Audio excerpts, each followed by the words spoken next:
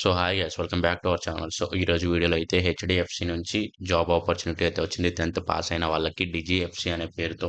So ఈ జాబ్ని apply చేయడానికి మీరు 10th పాస్ అయితే సరిపోతుంది. అండ్ ఎటువంటి ఎక్స్పీరియన్స్ అయితే అవసరం లేదు. వాళ్ళు ఫ్రెషర్స్ని అండ్ ఎక్స్పీరియన్స్ని ఇద్దరిని రిక్రూట్ చేసుకుంటున్నారు. అండ్ ఈ జాబ్లో అయితే ఫ్లెక్సిబుల్ అవర్స్ ఉంటాయి మీరు వర్క్ చేయడానికి. వర్క్ ఫ్రమ్ హోమ్ జాబ్ ఇది వచ్చేసి. ఈ జాబ్లో మీరు జాయిన్ అయిన తర్వాత అయితే మీకు అయితే ట్రైనింగ్ ఉంటుంది.